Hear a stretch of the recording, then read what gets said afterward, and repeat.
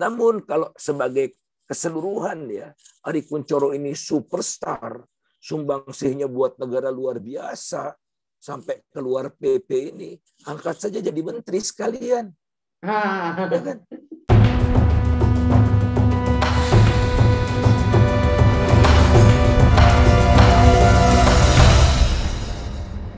Bismillahirrahmanirrahim. Assalamualaikum warahmatullahi wabarakatuh.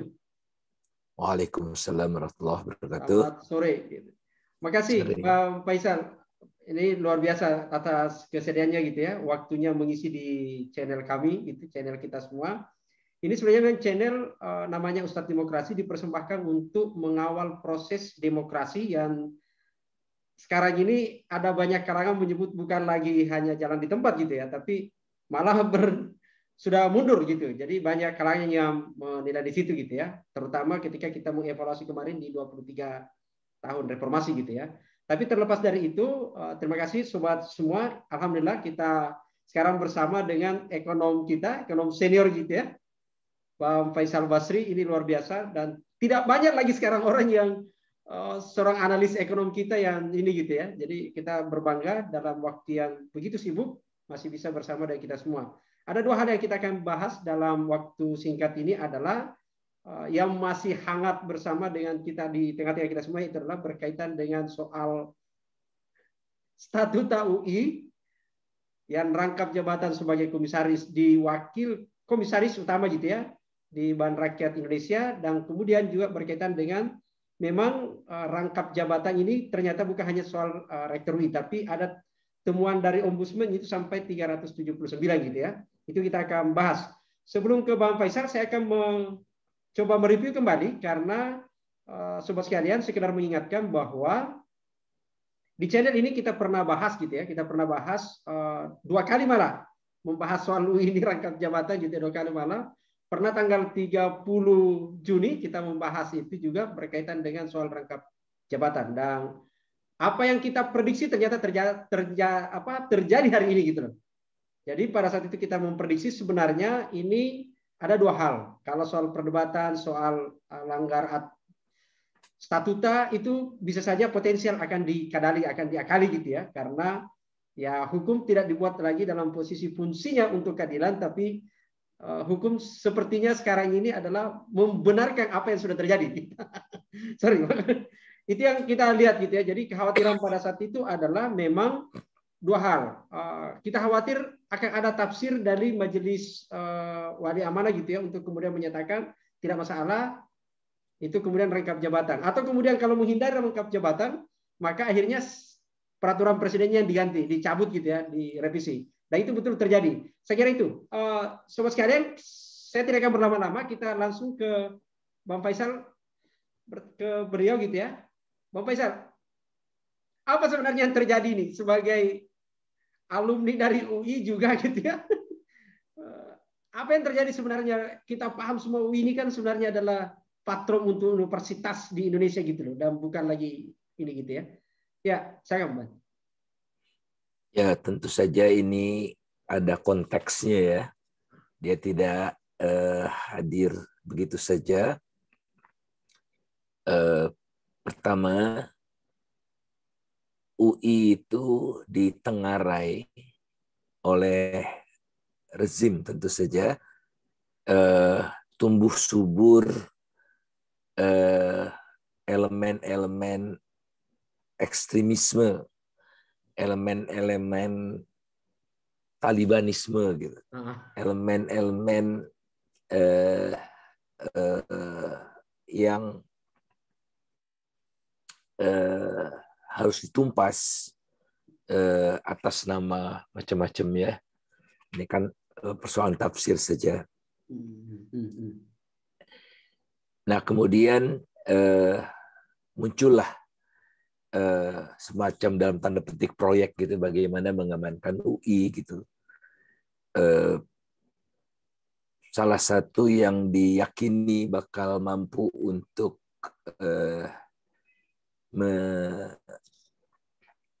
melakukan ini adalah Ari Kunchoro.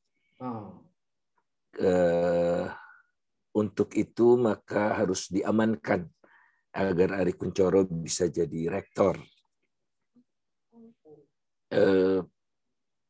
Maka turunlah kekuatan-kekuatan negara untuk mengamankannya. Pada pemilihan Majelis Wali Amanat atau MWA terakhir, turun gunung 3 menteri sekaligus. Menko Perekonomian Darmin Nasution, Menteri Keuangan Sri Mulyani, dan Menteri Ristek Bambang Brojonegoro. Dari Fakultas Ekonomi, kebetulan 3-tiganya adalah dosen Fakultas Ekonomi. Ya. Nah, MWA ini ada perwakilan pemerintah, perwakilan dosen, perwakilan masyarakat, dan perwakilan mahasiswa. Kalau perwakilan mahasiswa cuma 1. Nah, perwakilan dosen itu dibagi berdasarkan fakultas. Tapi ekonomi mayoritas, fakultas ekonomi mayoritas, luar biasa. Saya kan lulusan fakultas ekonomi UI. Ya, ya. Jadi selain ada 3 orang itu, ditambah 4 Ari Kunchoro kan sebagai rektornya. Ya, waktu itu sebelumnya, kalau sekarang posisinya jadi 4 fakultas ekonomi itu. Ditambah 1 lagi dosen senior, Bapak Hans Kartika Hadi. Jadi ada 5 ya. 5, yang lain cuma 1 pada umumnya. Kemudian turun juga Erick Thohir. Wow. MWA juga. Lantas ada Pak Wiku juga yang jadi juru bicara COVID sebagai sekretaris. Dan ketuanya adalah Pak Saleh Husin, mantan Menteri Perindustrian, pendukung Jokowi, tentu saja Hanura ya, partainya waktu itu. Kemudian penasehat atau apalah, wakil presiden, ketua tim penasehat wakil presiden, dan CEO kalau saya tidak salah namanya apa ya, dari Sinarmas gitu. Jadi perwakilan pengusaha juga, perwakilan kekuasaan juga. Jadi heavy kekuasaan ya di dalamnya. Padahal pemerintah sudah punya suara 35%. Ya, jadi betul. Otomatis lolos lah kan. Otomatis lolos. Nah, sebelumnya memang Ari Kunchoro sudah komisaris di Bank BNI, komisaris utama ya. Kemudian dipertahankan, tapi pindah Bank BRI menjadi wakil komisaris utama. Jadi Anda bisa lihat ya, komposisinya sudah sedemikian rupa. Dan proyek ini sudah berjalan. Jadi proses seleksi guru besar misalnya ya, suka tidak suka berdasarkan bukan landasan akademik, tapi ya itu dia tadi, dari perspektif penguasa yang suka mengkritik, dipersulit gitu ya. Yang diduga atau patut diduga dekat dengan kekuasaan, takut diutak-atik, justru diperlancar. Ini berdasarkan pengakuan para profesor itu kepada saya, dan calon profesor yang tidak kunjung diproses. Suka tidak suka semakin mencuat, termasuk Ade Armando sebetulnya, yang menurut pengakuan Bung Ade Armando, dia juga dipersulit karena mengkritik rektor yang memecat pembantu rektor satunya. Kan pembantu rektor satunya dipecat ya. Nah, ini juga PP ini memberikan kekuasaan yang lebih mencengkram buat rektor untuk mengangkat dan memecat posisi-posisi strategis itu. Jadi betul-betul tangan kekuasaan semakin mencengkram, dan boleh jadi ini dijadikan keberhasilan model untuk menundukkan pemimpin-pemimpin universitas negeri tentu saja, terutama yang lain. Gitu. Oleh karena itu kita baru patut mengkritisi, patut mencoba mengembalikan kampus ini sebagai pusat ilmu dan budaya yang mengedepankan kebebasan akademik, ya, dan integritas, gitu. Karena itu akarnya. Ini bukan Bang Pacat. Ini bukan ibaratnya ini ya, balas budi ke Pak Arief ini ya, sampai kemudian harus dibuat statuta direvisi gitu loh.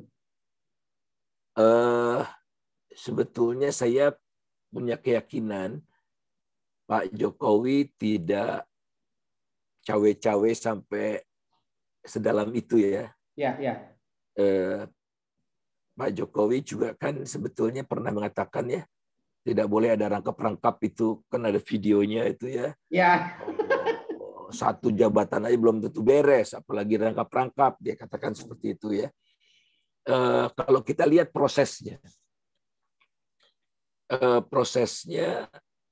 statuta UI sudah ada, ya kan, sudah ada, tapi rektor ini punya konflik of interest.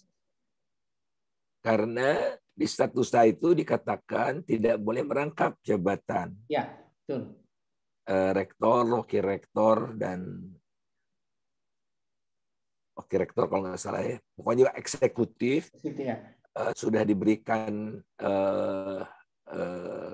kemewahan, kendaraan, rumah kalau rektor, ya, ada rumah dinas, dan gaji yang memadai.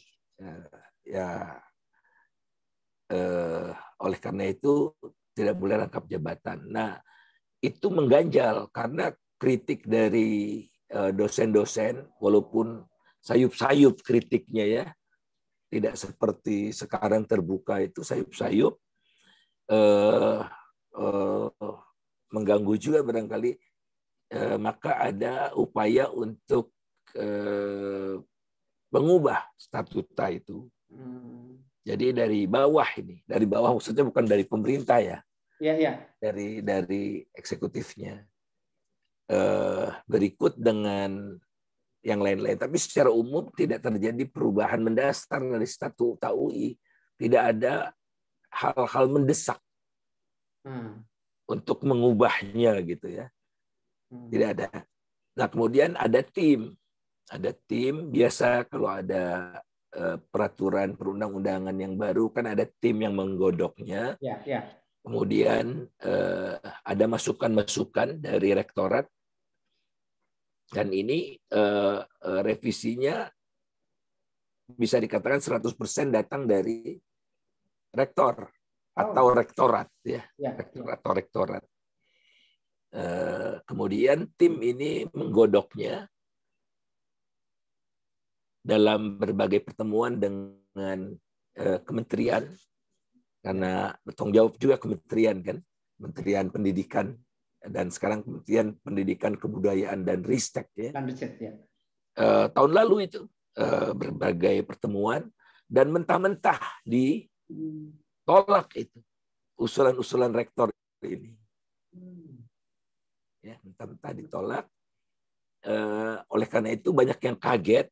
Draft yang mereka ketahui dulu dengan yang terakhir ini itu berbeda, gitu. Nah, jadi ada proses pengawalan rupanya, ya, sampai ke tangan presiden dan ditandatangani presiden. Ya, saya rasa tidak ngeh, ya, presiden kan tugasnya banyak sekali, apalagi di tengah pandemi. Yang bahaya kalau presiden jawab mempercayakan lagi begitu saya tidak saja, baca. kan. Ya, itu udah salah satu kelemahan Pak Presiden juga. Tapi tidak apa-apa, itu asal kan ada presiden punya instrumen, ya. Ada Mensesnek, ada Menkumham, dan sebagainya yang mereka barangkali tidak ngeh, gitu. Kan ini kalau kita lihat Bang Pesrek, kan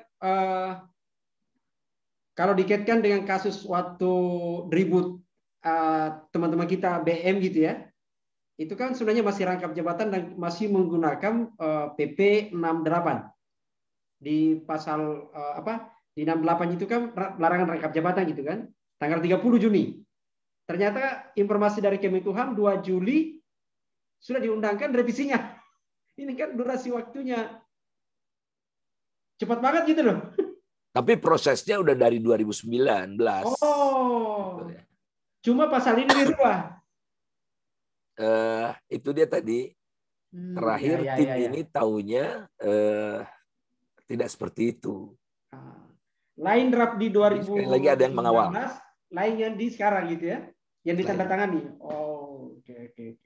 Ini luar biasa. Motivasinya sebenarnya apa sih dari kan saya mau maaf nih, kalau biasa yang saya bayangkan kan kalau rektor itu sederhananya kan bertanggung jawab penuh pada pembinaan, tanggung jawab bagaimana mahasiswa mendapatkan pendidikan yang terjamin mutunya gitu kan. Tidak kemudian banyak pikiran macam-macam, tapi sampai kemudian Pak Arief ini kan akhirnya masuk nih, Pak Kuncoro masuk ke komisaris. Motivasinya apa sih? Apa karena hanya soal gaji atau karena permintaan dari istana karena dianggap sukses untuk meredam tadi itu soal isu Taliban, soal ya mungkin dulu juga kan banyak tuh sampai ada dianggap ya radikalisme lah gitu ya. Ya, radikalisme. Ini analisis jadinya ya. Dan motif kita tidak pernah tahu apa motif orang. Namun kembali ke persoalan integritas tadi ya. Jadi pendidikan kita sedang tidak baik-baik saja. Ya, ranking universitas kita itu tercecer di Asia, apalagi di dunia.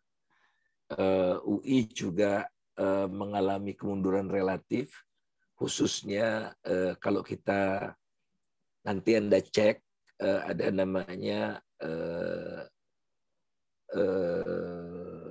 Times Higher Education Impact Index gitu. Jadi bukan Times ya, Times ya.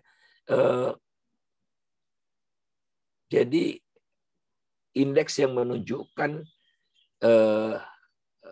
prestasi universitas dalam hal perubahan di masyarakat, apa namanya impact studies gitu, impactnya dari kajian-kajian, dari penelitian, dari macam-macam lah ya, produk universitas itu pengaruhnya itu kebijakan jadi baik gitu. UI itu kalah dengan Undip, UGM,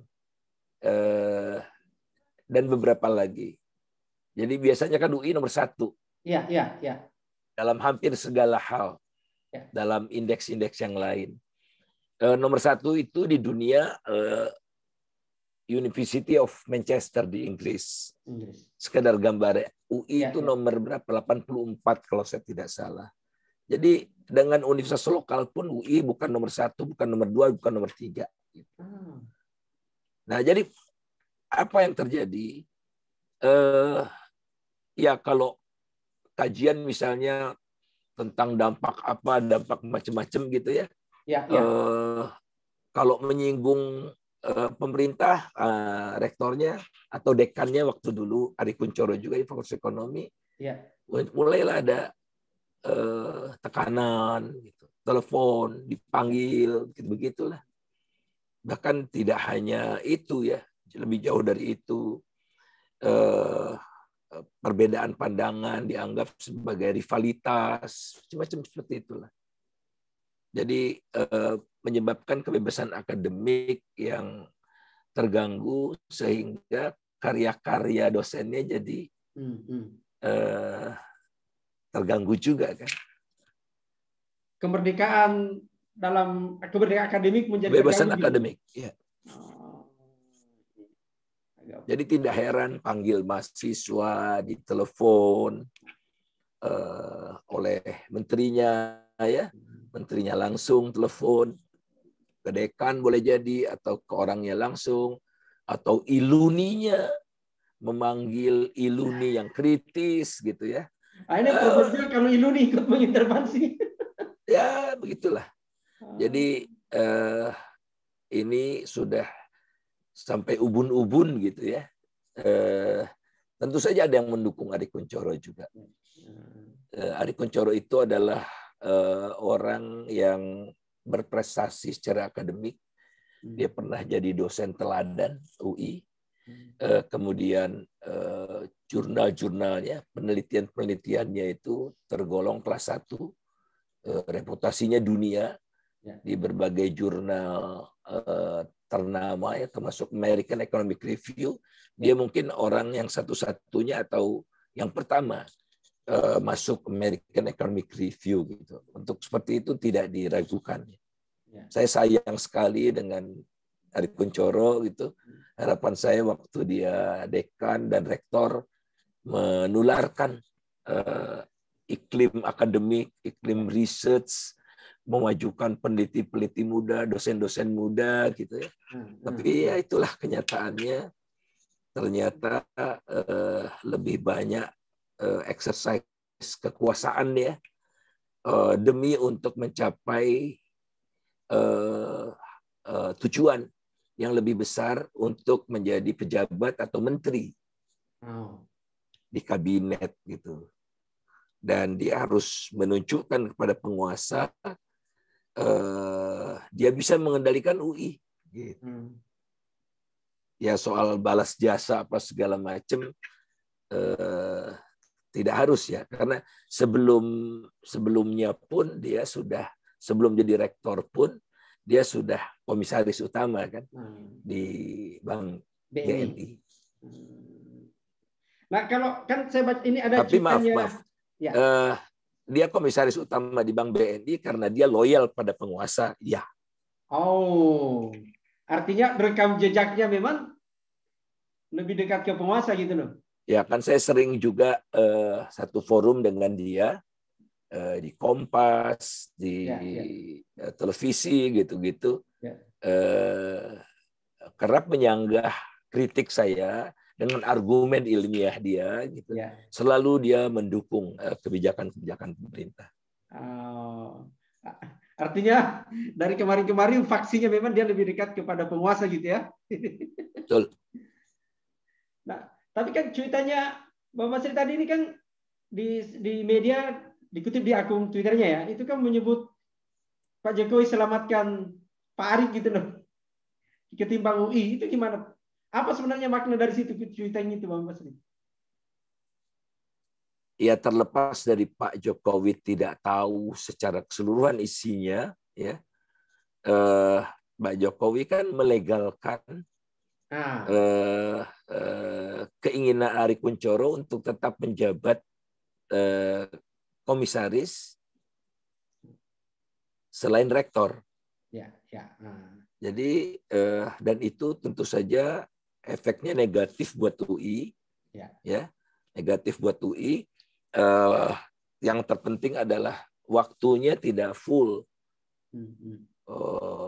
UI sedang tidak baik-baik saja, universitas di kita sedang secara relatif turun, jadi harus upaya yang sungguh-sungguh, fokus 24 jam gitu ya,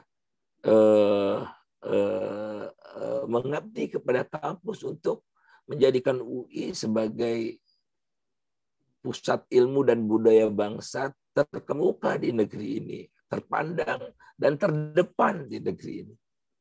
Sesuai sejarahnya. Konteksnya ya. Ya. Tapi ini kan menarik. Jadi sebelum kita bahas soal rangkap jabatannya, apapun juga argumentasinya bahwa hari ini kasus UI ini kan bukan hanya kemudian menjadi problem di UI sendiri gitu ya. Karena ini soal universitas, soal rektor rangkap jabatan, dan faktanya juga memang rektor Unhas juga rangkap jabatan itu, tapi dia di Inko, Vale gitu ya.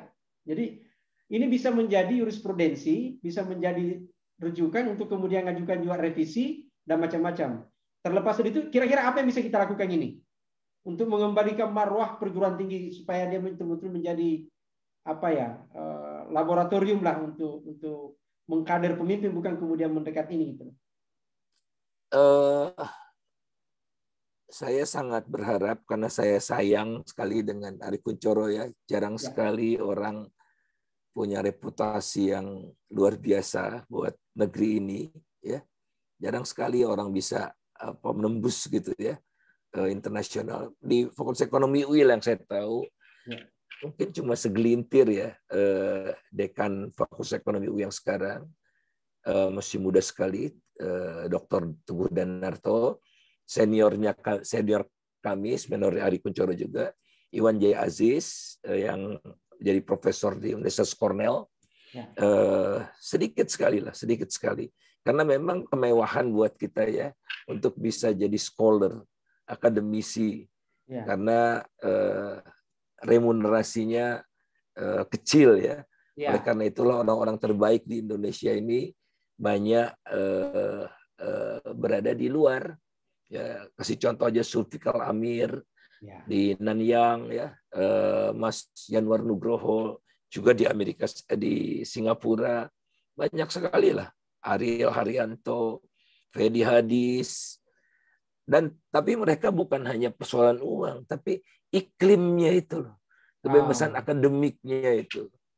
Ya, belum terbentuk satu critical mass itu. Nah, oleh karena itu saya berharap sekali fokus bagaimana menciptakan iklim ekosistem yang melahirkan Ari Kunchoro baru yang muda, mereplikasi gitu ya. Oh, semangat itu. Nah, kalau betul-betul Ari Kunchoro masih ingat akan komitmen sebagai akademisi, dia hari ini juga sudah menyatakan mundur demi kebahagiaan bangsa dan negara dan menjaga marwah universitas dan marwah presiden juga lah. Gitu. Ya. Mudah-mudahan presiden tidak dianggap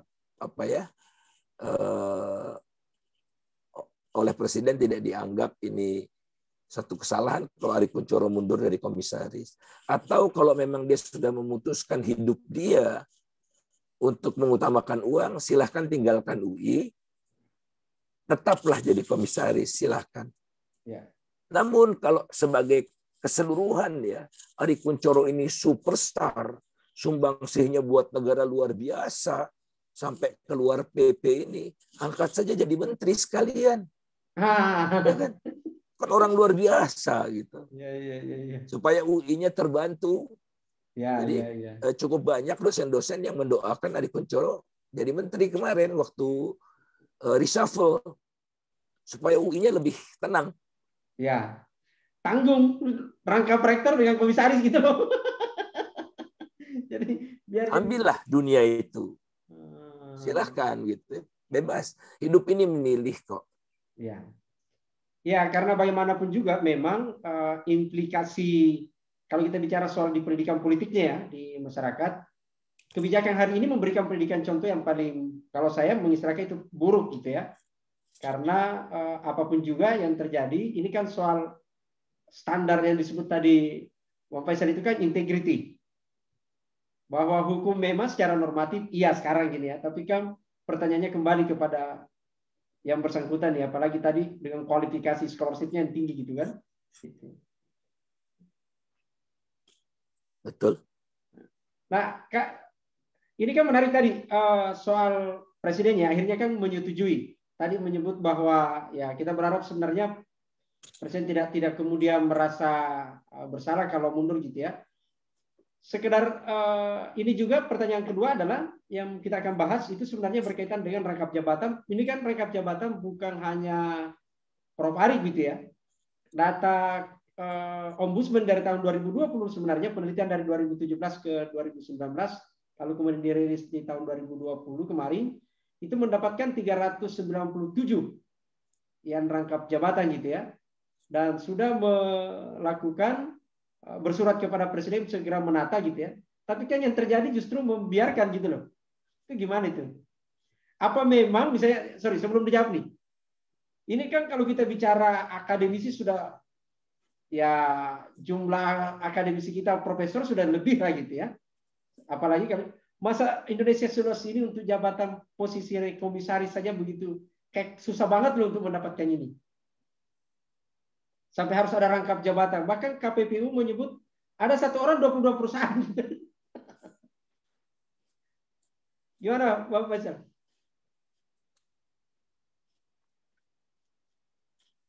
Pemerintah atau presiden kan walaupun tidak harus sebetulnya ya, kan perlu mengakomodir orang-orang yang mendukung dia.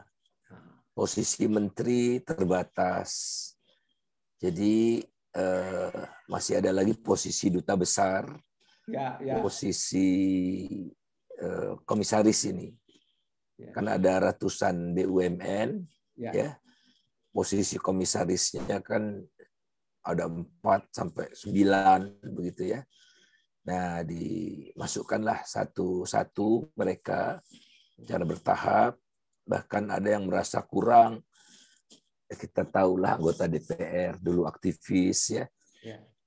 Protes gitu. Kenapa kami kurang, kami nggak didengar gitu.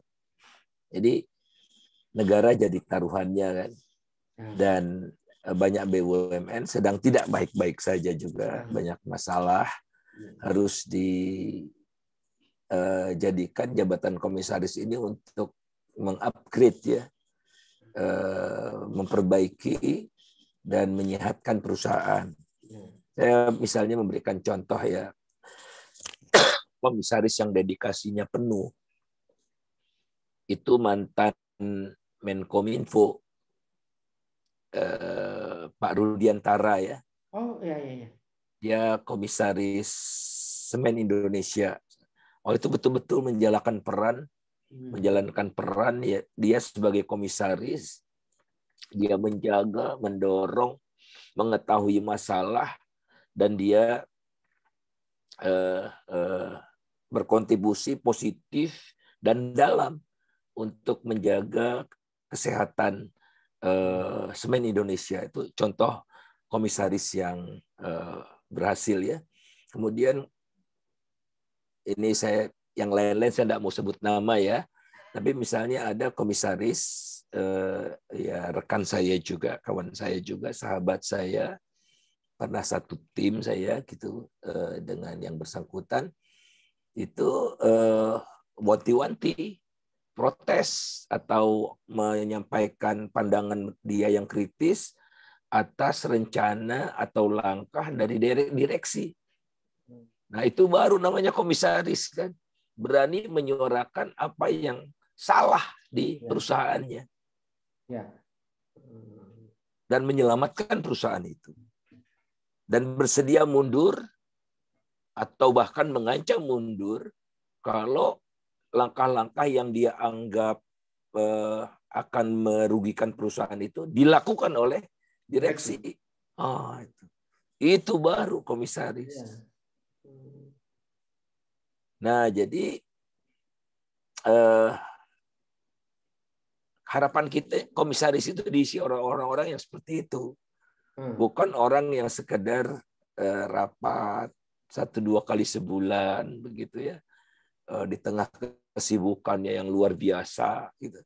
Nah, ini kan yang paling banyak sekarang yang jabatan rangkap itu eselon 1.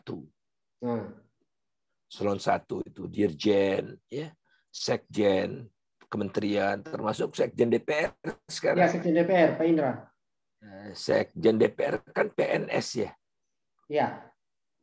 PNS tuh, sekjen DPR itu. Nah, bagaimana ini semua? Padahal negara ini kan sedang membutuhkan fokus, perhatian penuh, seperti yang dijanjikan oleh Pak Jokowi gitu. Tidak ada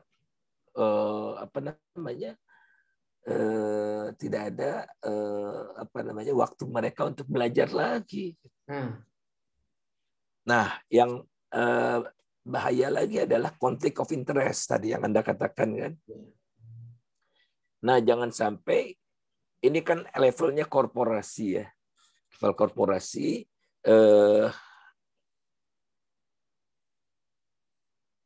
Level korporasi yang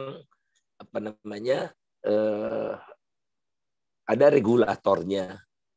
Nah, ini kadang-kadang ada regulator,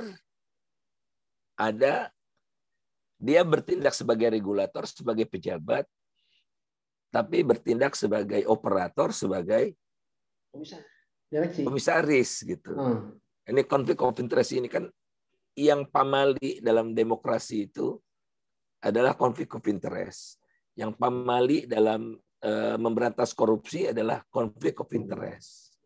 Nah, itu yang sangat boleh jadi merusak governance BUMN, dan seburuk-buruknya governance di BUMN ya sekarang ini di era Pak Jokowi. Oh, ya, karena selain tadi disebut rangkap jabatan 397 gitu ya, lalu kemudian ada 166 juga rangkap di anak perusahaan BUMN juga ditemukan. Jadi selain 300 di BUMN-nya ada di ini, ada sampai 67% itu konflik interest di situ disebutkan. Tapi saya tertarik tadi pernyataan bahwa ada orang yang ingin diparkir lah, yang diberikan berkeringat gitu ya. Ini kan akhirnya kemudian berarti bayangan saya, mau maaf diklarifikasi. Bayangan saya adalah BUMN itu kan dibentuk dalam rangka untuk bisa menjadi penyangga ekonomi kita gitu ya dalam posisi ini. Nah, kalau dia ternyata parkiran seperti ini kan ya akhirnya kan disusui terus nih. Ya. Setuju sekali.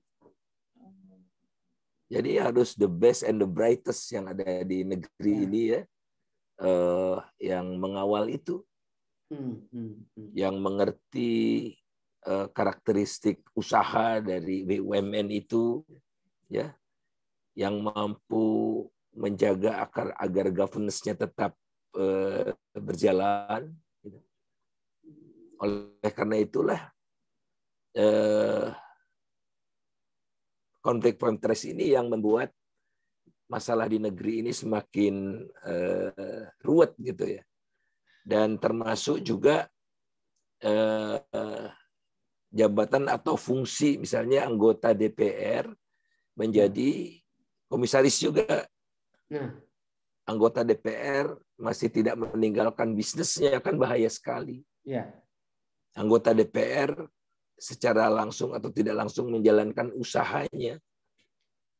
Bahkan ada anggota DPR menjadi pengurus Kadin atau pengurus HIPMI, bahaya juga kan.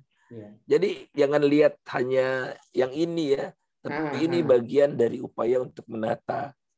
Jadi saya mengusulkan sudah lama itu ada undang-undang konflik of interest ini, konflik kepentingan ya, supaya demokrasi kita sehat, supaya korupsi bisa kita cegah lebih baik lagi. Dimulai dari prinsip dasar ini yang berlaku buat seluruh pejabat negara dalam artian luas, DPR, DPD. Ini lagi-lagi pilihan gitu. Kalau seperti saya mau masukkan cap politik, kan saya harus mundur dari PNS. Oleh karena itu saya sudah pensiun. Bukan karena usia, tapi memang aturan tidak membolehkan itu, dan saya secara sukarela mundur gitu. Untuk mengikuti aturan ini. Nah, kalau politisi kan tidak. Nah, saya khawatir itu Sekjen DPR RI bukan karena dirinya saja gitu ya. Mudah-mudahan saya keliru. Khawatirnya karena dia kan supporting system di DPR yang kemudian menjadi komisaris gitu loh. Jangan-jangan kemudian ini adalah titipan atau barter untuk kemudian supaya, apalagi di tengah pandemi gitu ya. Tapi pertanyaan saya dan satu lagi, Bapak Sri, satu lagi soal ini, soal anggaran COVID gitu ya dengan BUMN. Kalau kita lihat misalnya dari tahun 2020 itu kan ada 800-an alokasi anggarannya, 800-an triliun gitu ya. Kemudian sekarang khusus PKM ini nambah 225 triliun. Kan ada lebih 100 tuh ke BUMN. 100 triliun. Yang kita tahu tadi diskusinya adalah satu, rangkap jabatan, gitu kan. Kedua, orang-orang yang di situ selain dengan apa yang di Semen gitu ya, Pak Bambang itu, ini kan ternyata kalau ternyata supporting dana COVID itu larinya ke BUMN yang bermasalah, rangkap jabatan dan kinerjanya buruk, itu gimana itu? Artinya kan kepercayaan publik mahal sekali ini sebenarnya. pandemi ini kan dijadikan semacam keranjang sampah ya. Jadi pengelolaan BUMN selama ini kacau balau, kemudian banyak bermasalah keuangan. Tidak sepenuhnya kesalahan BUMN itu, bisa juga karena terlalu barat penugasan yang diberikan oleh pemerintah di luar kemampuannya, seperti yang dihadapi oleh Hutama Karya, Adikarya, ya, Wika, dan macam-macam lagi, dan banyak lagi. Lantas COVID ini dijadikan wadah untuk cuci piring. Mereka kan bermasalah, rugi, proyeknya tidak jalan, gitu-gitu. Nah, PMN lah, penyertaan modal negara di era Wika atas nama pandemi. Nah, jadi yang Anda sebutkan angkanya itu kan 2 tahun ya? Ya. Tahun lalu dan sekarang ya? Ya. Coba cek lagi, tidak sampai 200 triliun kalau saya tidak salah. Tapi memang meningkat terus ya, meningkat terus. Dan kelihatan di situ yang disuntiknya banyak Hutama Karya, karena memang dia ditugaskan luar biasa bangun Trans Sumatera, jalan tol Trans Sumatera, pemerintah nggak kasih uang. Nah, tapi ada juga yang pertanyaan berat itu, Bank BNI juga dapat 7 triliun. BTN saya lupa berapa ya, tapi yang saya ingat Bank BNI 7 triliun. Ini apa ini semua? Garuda juga dapat. Oh, Garuda ya untuk menyelamatkan lah ya di ambang kebangkrutan itu. Ya. Tapi BNI yang saya tidak pernah dengar masalah ya. Tapi untuk tujuan meningkatkan modal gitu. Nah, rakyat ini harus diselamatkan dulu. 7 triliun itu bukan kertas, bukan daun. Jadi penyelamatan manusia dulu. BUMN itu tidak akan mati, BRI mudah-mudahan tetap sehat ya. Kalau ada masalah, nah kenapa masalahnya tidak diselesaikan? Misalnya kecupukan modalnya gitu ya. Kenapa tidak di-merger saja BNI dengan Mandiri begitu? Supaya tidak lagi disuntik-suntik dana dari uang rakyat begitu. Nah, jadi ya inilah wujud dari pengelolaan BUMN yang makin lama makin parah ya, makin dibawa ke ranah politik. Jangan sampai BUMN jadi tempat penadah untuk keluar dana pengganti operasional gitu loh. Apalagi Pilpres 2024 tahapan tahun depan sudah dimulai di situ. Ya, saya yakin sudah ada.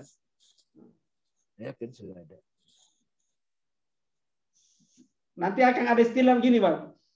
Berkah pandemi. Jadi bukan virus yang mengancam, tapi ada menikmati berkah pandemi gitu ya. Ini kan berbahaya juga gitu. Ya, itu seperti Erick Thohir kan menjadikan pandemi ini sebagai lahan bisnis buat BUMN kan. Nah, itu dia. Hasilkan obat cacing lah, vaksin berbayar yang kita protes habis, dan sudah diprotes habis itu baru diubah kebijakannya. Nah, presiden yang sering mengoreksi kebijakannya kan berarti ada masalah kan. Bentar-bentar dikoreksi. Ini vaksin ini udah 2 kali kan. Dulu vaksin Mandiri kita protes, presiden katakan semua gratis. Lantas muncul lagi, ya ini perintah presiden kan gratis ini. Muncul lagi inisiatif dari Erick Thohir. Ada lagi gotong royong atau dari Erlangga Hartarto, kita tidak tahu. Percayalah di balik itu ada bisnis besar dari kalangan pejabat itu. Percayalah. Yang problem kan malah sekarang wajib vaksin, kalau tidak maka tidak akan mendapatkan pelayanan administrasi dari negara. Padahal ini kan 2 hal yang berbeda sebenarnya gitu ya.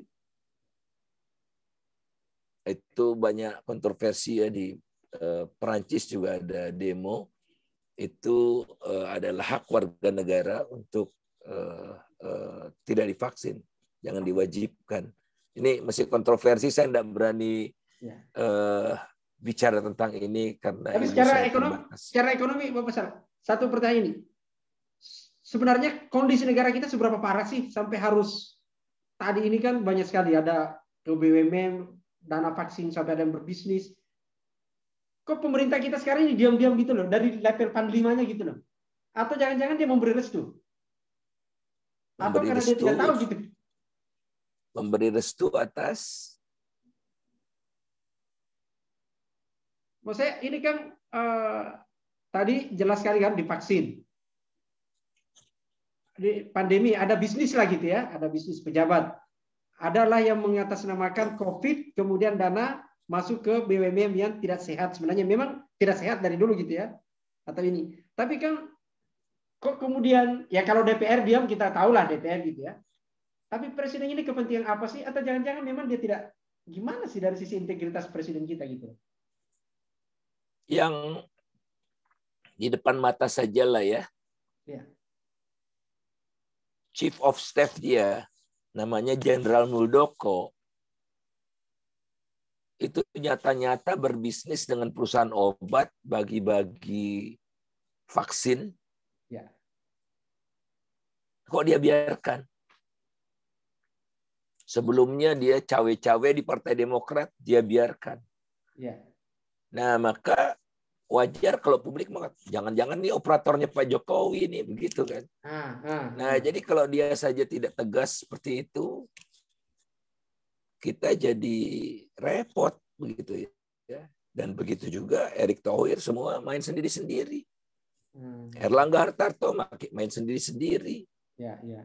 Jadi kepentingan bisnisnya nomor satu, calon presiden 2024 nomor satu. Semua dikorbankan. Nah, menurut saya Pak Jokowi kan belum 2 tahun Pak Jokowi ya. Ya, lagi 2 sebentar tahun. lagi 2 tahun ya. Jadi saya sih masih berharap Pak Jokowi berubah drastis gitu ya. Tidak ada beban bagi dia, tidak terpilih kembali, kecuali kalau dia ada niat untuk ketiga kalinya ya dengan mengubah undang-undang dasar. Nah, ini juga kan jadi masalah kalau seperti itu. Tapi saya masih percayalah dengan Pak Jokowi tidak main-main sejauh itu. Maka Pak Jokowi masih punya kesempatan untuk mewariskan sesuatu yang akan dikenang oleh bangsa ini sebagai presiden yang meninggalkan legacy utamanya bagi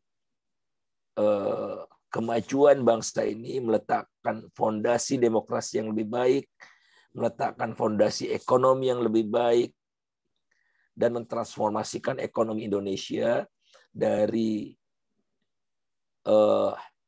berat ke ekstraksi nilai ke kreasi nilai, atau value extraction ke value creation. Yang saya maksud value extraction itu, dia kasih konsesi banyak kepada pengusaha, tebang hutan itu jual, petik sawit itu jual, keruk batu bara itu, keruk nikel itu jual. Itu proses ekstraksi, ya, pemburuan rente. Nah, yang dinikmati oleh segelintir orang, yang terbukti bahwa ketimpangan di Indonesia, jurang kaya miskinnya makin lebar, tercermin dari report terakhir dari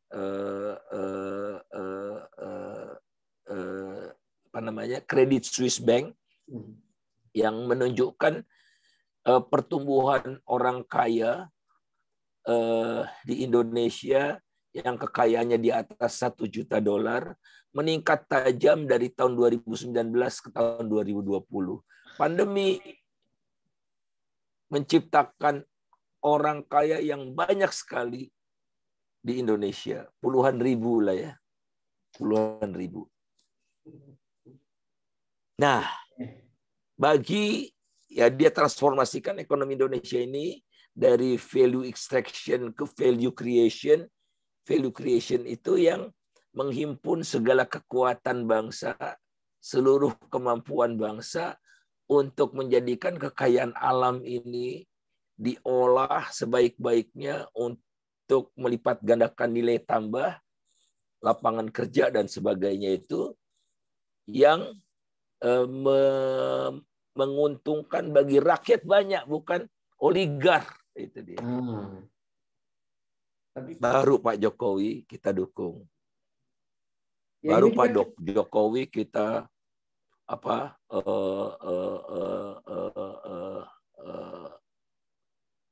bersama-sama wujudkan cita-cita kita itu. Tapi kalau Pak Jokowi menjadi, kata BEM Udayana Bali, King of Oligarch, gitu ya. Wah, emang ada tanda-tanda ke sana, tapi tunjukkan Pak Jokowi bukan orang seperti itu. Ayo Pak Jokowi, saya tetap mendukung Pak Jokowi. Saya sudah 3 kali memilih Pak Jokowi ya. Gubernur Jakarta, saya kalah putaran pertama, putaran kedua saya pilih Pak Jokowi. Pilpres 1, Pilpres 2 Pak Jokowi, saya pilih Pak Jokowi.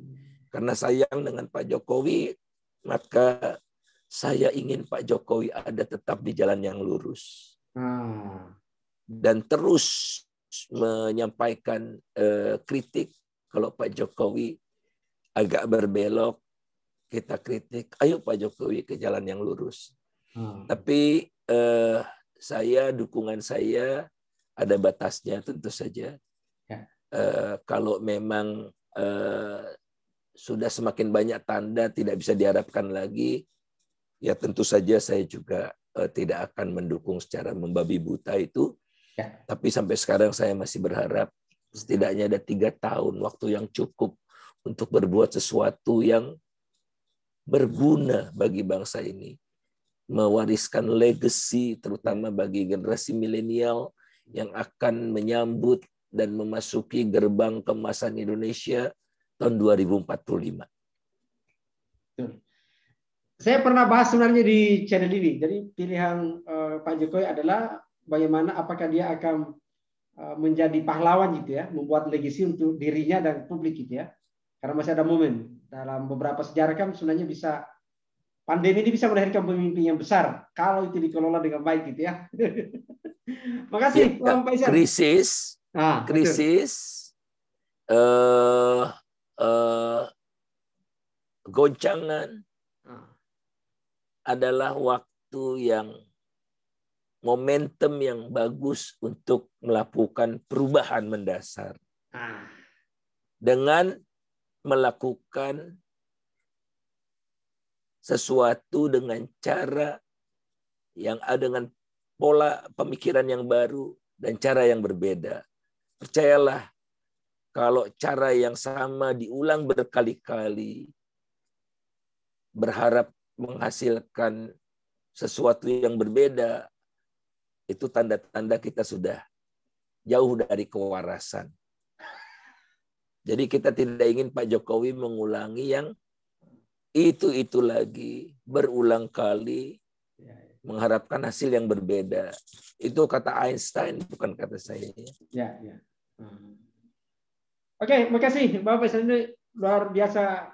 Sukses ya. Paling tidak catatan kita hari ini adalah satu soal rangkap jabatan di UI, pilihannya ini soal pilihannya, tadi rekomendasinya, apakah mau tetap di komisaris atau harapannya kita direktur atau sekaligus naik menteri gitu ya, dengan melihat bahwa kapasiti beliau Pak Rektor ini tadi disebut ya makomnya cukup mumpuni lah untuk dari sisi scholarship-nya gitu ya. Nah, yang berkaitan dengan BUMN sekiranya tadi rekomendasinya menarik gitu ya. Jadi harusnya ditempatkan orang-orang yang profesional, bahwa faktanya memang ada banyak justru untuk diisi bagaimana orang-orang yang pernah berkeringat lah bahasa kasarnya gitu ya, orang lapangan gitu. Jadi itu fakta gitu ya. Yang dihindari sebenarnya tadi menarik adalah kata-kata kita semua ya, bahwa yang paling dihindari dalam pemerintahan demokrasi sebenarnya adalah itu soal konflik interest. Itu saya kira menarik ya, dan saya menarik tadi berharap untuk dorongan untuk melahirkan undang-undang tentang konflik interest, menghindari kelompok konflik kepentingan itu menarik untuk kita dorong terus gitu ya. Mudah-mudahan itu bisa terwujud gitu. Dan yang lain terakhir kita adalah catatan kita bahwa masih ada waktu Pak Jokowi untuk kemudian bisa melahirkan legasi. Kita berharap dia tetap menjadi pahlawan. Sekedar catatan, saya ingin mengingatkan kembali bahwa sejarah kita juga tidak baik-baik amat dalam sisi pemerintahan kita, selalu berakhir dengan adanya situasi yang justru tidak baik. Dan itu kita harap jangan terulang gitu ya. Saya kira itu menarik. Sekali lagi, terima kasih. Profesor, atau ada closing statement? Cukup, saya masih punya optimisme. Jadi jangan sia-siakan optimisme mendukung Pak Jokowi ini. Amin. Jangan sampai kecewa, patah arang gitu ya. Harapan kami selama ini. Dan kami berharap Pak Jokowi mampu melakukan perubahan-perubahan mendasar ini, asalkan ditanggalkan kepentingan-kepentingan atau konflik of interest yang menyertai langkah-langkah Pak Jokowi ke depan, dan menertibkanlah ya lingkungan dekat Pak Jokowi untuk juga memiliki komitmen yang sama. Dan kalau mereka tidak mau satu perahu, ya ketimbang perahunya nanti tenggelam, jangan ajak mereka berlayar di samudera lepas yang penuh dengan tantangan. Oke, luar biasa close statement-nya. Makasih Bapak Faisal ini. Mudah-mudahan bisa didengar oleh pengambil kebijakan kita. Sekali lagi, makasih sobat sekalian. Alhamdulillah diskusi kita hari ini cukup bermakna ya, dan mudah-mudahan kita ini bagian kontribusi kita kepada negara kita. Semoga negara kita masih tetap baik. Sekali lagi, masih ada waktu bagi Pak Jokowi untuk membuat legasi yang baik kepada kita semua. Karena bagaimanapun juga itu pendidikan politik yang baik untuk generasi kita ke depan. Saya kira itu. Makasih. Terima kasih Bapak Faisal sekali lagi. Assalamualaikum warahmatullahi wabarakatuh.